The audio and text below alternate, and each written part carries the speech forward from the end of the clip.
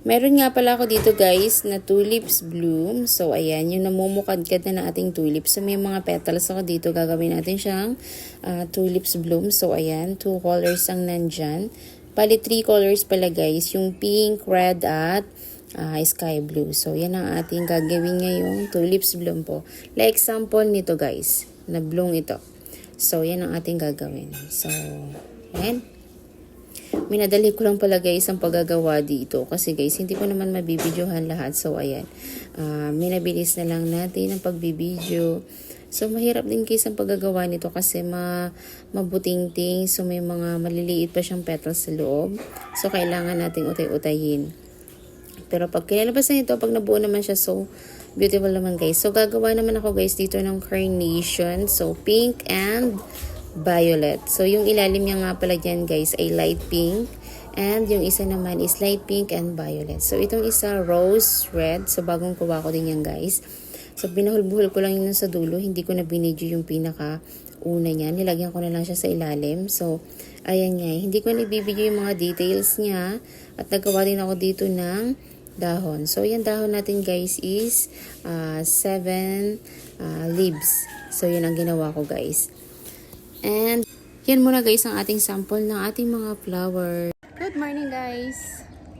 So, nandito ako sa aming garden. So, ipapakita ko sa inyo guys ang aking mga strawberry. Guys, kung ganito bagay naman everyday ang makikita mo. So, madami silang mga bulaklak. So, ito guys, tuloy na siya sa pagka-strawberry.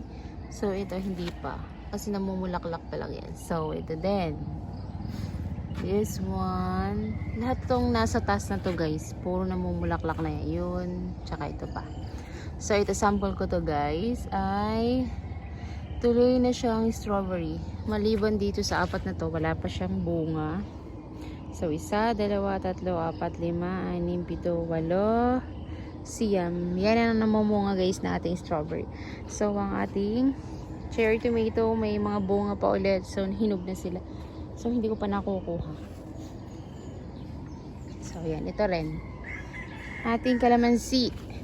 So, dito guys, sa hilerang to, wala nang namumungang strawberry. So, soon baka mayroon. So, dito naman tayo sa ating greenhouse. So, naglipat ako guys ng ating mga ibang strawberry. So, ito siya guys. Ito yung ating bagong strawberry. So, yan. Nalimutan ko guys yung pangalan nito.